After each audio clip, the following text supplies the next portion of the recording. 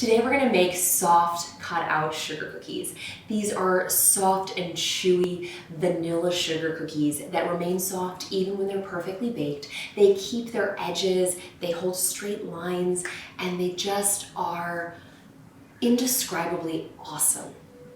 This is an easy cookie recipe that comes together in one bowl. You can make the whole thing by hand. It is not a fussy recipe at all. These cookies are perfect when they're iced or uniced. You can use royal icing or my easy sugar cookie icing. You can even spread on a simple cream cheese frosting or really any American buttercream. Sprinkle on a couple sprinkles, maybe a little funfetti action, I don't know, and you've got yourself a phenomenal cookie. If you're enjoying this video, be sure to hit the subscribe button below and click the bell icon to be notified every time I post a new and delicious recipe. Let's get into it. So it's super simple. We're actually gonna make this completely by hand. You can 100% make this in a stand mixer and your life will be even easier, but like, why? What we're gonna do is we're gonna whisk together our dry ingredients, which includes AP flour, kosher salt, baking powder, and then we're gonna get our favorite whisk because we're gonna do all of this by hand. So we're gonna go ahead and just give that a little whisk. You don't want any clumps of baking powder, salt, or anything in there, but like, you don't have to be too stressed about it because it's not that serious. So set that aside. Okay, it can be over there. Into my bigger bowl, I have melted butter. It's melted, but it's not hot. Sugar. My sugar spent a little time in storage, so it got a little clumpy from the humidity, and I'm not stressed about it. So you shouldn't stress about it either. This is egg. I already whisked it. It's not necessary to already have whisked it. I just did that because I only had extra large eggs and I wanted to make sure that I had exactly the right amount of egg in my cookie. Whisk all of that in. Okay, looking light and nice. Vanilla. Cool. What we have here is all of our wet ingredients combined. And we've got our dry ingredients, and we're just gonna combine those together. I'm not gonna do that with a whisk because there's a lot of dry ingredients and I don't wanna have to over whisk and try and get it out of here. No. So, get yourself a spatula, and we're gonna add this a little bit at a time. So one of the ways that cake batters or cookie doughs get over mixed is by incorporating the flour too fast. So if you dump all that flour in there, your batter's gonna get overwhelmed, your dough's gonna get overwhelmed, and it's gonna be tougher to work it in. Okay, so we're just gonna do it a little bit at a time. So in a stand mixer, you could mix it all just in the mixer, but when I'm doing it by hand like this, at the end, because this is a drier dough, because we're gonna roll it out and cut it out, and we don't want them to spread and all sorts of, all those undesirable things, we're gonna finish this by hand. Sounds kind of weird, right? You're like, Lindsay, what? I thought you said it wasn't serious. It's not, but even simple cookies deserve the love and respect of their makers. So let's just go ahead and finish this by hand, and it also is faster because like, who's got time to sit here and just like stir? So you just kind of squeeze it, right? It feels a little weird. You could continue to mix this with a spatula. It will eventually come together and everything will be fine and they will taste amazing. But if you, don't have patience, like someone I know, someone around here, it's not me for sure, then just squeeze it by hand, okay? You do want to make sure that you work it in nicely because you don't want dry chunks in your cookies. Now look at that. We have a nice, beautiful cookie dough, okay? There's no need to bring it into a ball or anything. We're gonna put it in parchment. It's not necessary. Okay. So we're gonna divide this between two pieces of parchment. You just eyeball it. It's not important, okay? It doesn't have to be perfection. Now, just go ahead and get this in like a little ball. The whole point of this step is to quickly and easily roll out the cookie dough without having to use any additional flour because there's enough flour in these cookies. We put it in there, we put the exact amount that we wanted, and we don't want to add any extra flour. So the best way to do that is to roll it out between parchment. So I'm going to take this one over here, I'm going to put it on the side because you don't have to watch me do two. So we've got our parchment, we've got our dough on our parchment, we've got our parchment paper for the top. You could also omit the top parchment, but I find it to be just cleaner and easier, and then it's all together in one nice package when you want to store it. So you can roll it like so, get it to be an even thickness, shove anything that falls out back in, okay? And then what we're gonna do is we're gonna press and hold, and we're gonna press the dough away from us. So we're gonna hold the parchment and press the dough away. Now you want to be careful about your pressure because this dough is actually quite soft. It will become too thin too quickly. So you want to make sure that you're kind of, just pushing away from you in a gentle motion. And what I'm doing when I'm feeling the dough, I mean, I love it and I'm like bonding with her, but I'm also feeling for an even thickness. So I can tell that it's thicker here, it is thin right here, and then there's a bit of thickness on the edges. So I will just give it a little roll there, beautiful. And then I will roll into the fat part. So I'm just going to just even it out as much as I can to get nice even cookies. Again, a straight rolling pin would make this a lot easier because you could just use the whole thing, boom. But that's not on the cards for us, and it's still possible. You can also do this with a glass. Now, I've done it with a glass. It's not fun. Now, we want it to be about 1/4 of an inch. You don't want it to be too thin because then they're not gonna stay chewy in the center. It's very hard for them to bake and stay chewy when they're just super duper thin. So if you want crunchy cookies, you can also bake them thinner. But I like to keep them about 1/4 of an inch. You can also make them fatter. You'll just get fewer cookies from this batch. So you take a peek on the side, you pull it up, you look at the side, and you're like, aw, she's gorge. And then you say, phenomenal, we're gonna chill you. I like to refrigerate them flat. It makes cutting easier. So go ahead and just put it on a flat surface. You can put it directly in the refrigerator as well.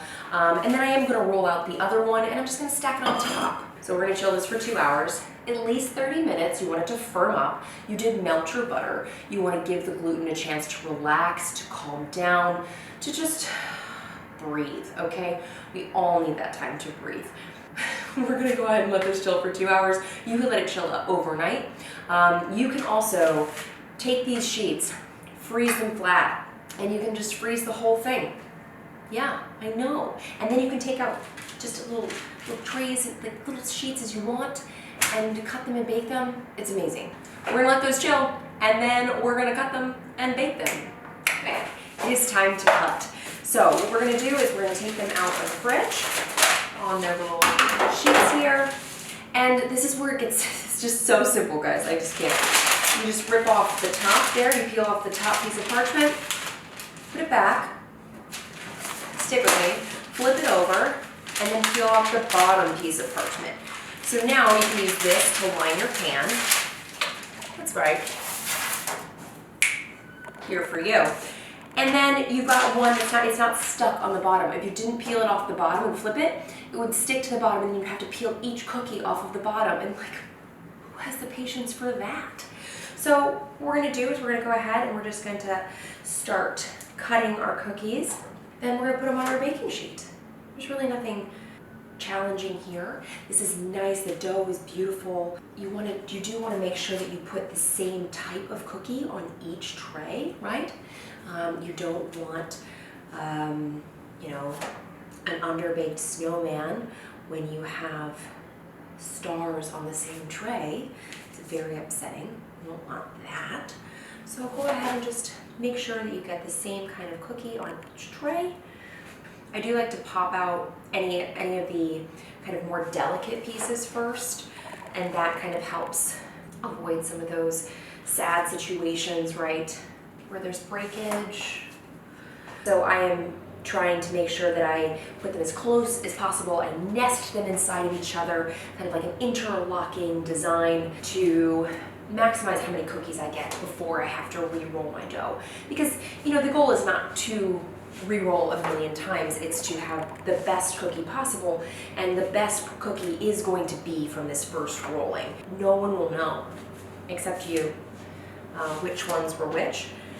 All right, so I will take all of this and I will re-roll it together in one Just maybe press it together a little bit. You don't want to work it too much. So I will re-roll this and I will chill it. If it's still too cold, because like part of the reason why it's crumbling right now is because it's actually still pretty cold, I will roll this after it sits. So I'm gonna let it sit out probably until I'm done baking, or maybe the first round, and then I'll roll it thin, I will chill it again, and I will rinse and repeat. Okay, so my cut sugar cookies, they've chilled for about 20 minutes. They didn't get really very warm when I was cutting them, so they didn't really have to chill that long. Anywhere from 10 to 30 minutes, depending on how warm the dough got, is good, and how big the cookie is. I preheated my oven, 325 conventional, not convection. Remember, that'll make them kind of puff a little unevenly. We want flat decorating cookies. And I'm gonna pop these in there. So they're gonna bake this size cookie, I would imagine, between 6 and 9 minutes, okay? Depending on how large or how thin the details are in your cookie, you know, it might be more or less time. So we'll rotate them in 3 minutes, and we will keep our eye on them, right? We're looking for the top to be matte, no longer glossy, and we'll talk about that again. And they're out. So they actually baked closer to 12 minutes, just getting to know my new oven, and that's how long they took. I also had a bunch in there. They look like this because I dropped them. So it doesn't matter because we're gonna ice them, but just that's what happened to these poor babies. So we're just gonna let them cool completely, and then we can decorate them or not. They're actually really, really good even without decoration. But you know, generally when I make rolled sugar cookies, I like to give them a little pizzazz.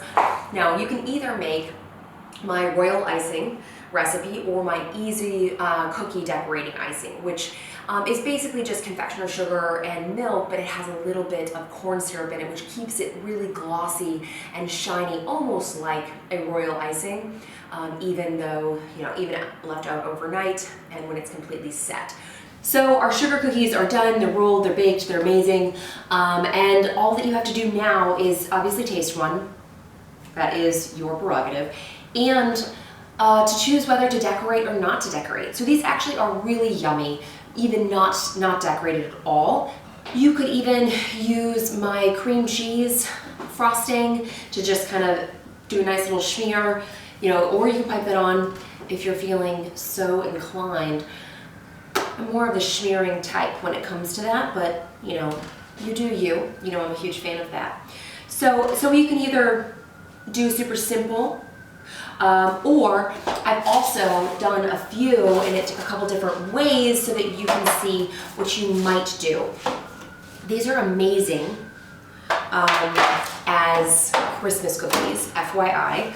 See, I've done Christmas trees and snowmen. You could do as much or as little decorating as you want. If you do decorate with royal icing or my easy sugar cookie icing, which is amazing, I will link that down below, you do want to let these sit out overnight, uncovered, right? Like I let them sit out like this. This is the next day, and so these are actually completely set, but these sat out overnight uncovered. If you cover them before they have dried completely, then the royal icing will it will almost bloom. It looks like it blooms, where there's like little marks on it and it's not as smooth and beautiful.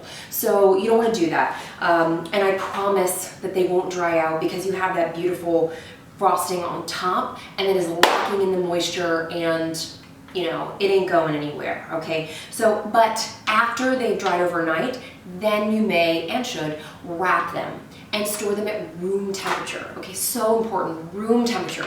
These guys, undone, right? These guys can be stored in the refrigerator, these can be frozen, these can be stored at room temperature. I do only store them at room temperature overnight before I ice them. I typically ice them the same day and then I store them like this overnight. But if I'm going to store these for longer, I actually store the raw dough. So I will cut all of my shapes. I will store them between parchment paper like I was showing you, and then I will freeze them. And that way I can take them out and bake them when I'm ready so that I have the most fresh and soft cookie. Yes, you don't want to freeze royal icing. Please, Jesus. And I think without further ado, it's time to try. I'm gonna try an uniced one because, well, I was gonna give these to my husband. I'm gonna try an uniced one, and this one looks really fat, so I'm gonna try this one. Yum. So soft, and just like a little bit of chew, but it's still fully baked, set on the outside. It's like, it has a beautiful vanilla flavor that isn't too sweet. These are not too sweet. The dough itself is not too sweet. That is on purpose. That is so that you can ice them and the whole cookie itself doesn't become cloying. Even if you choose my easy sugar cookie icing as opposed to the royal icing made with lemon juice or orange juice that cuts the sweetness. It's not too sweet. It's delightful. Like, even on their own, they're so nice. You see how it just breaks perfectly? There's no, it's not over mixed. It's just, oh. And they weren't fussy, were they, guys? They were not fussy. These are unfussy cookies. I love it. No fuss.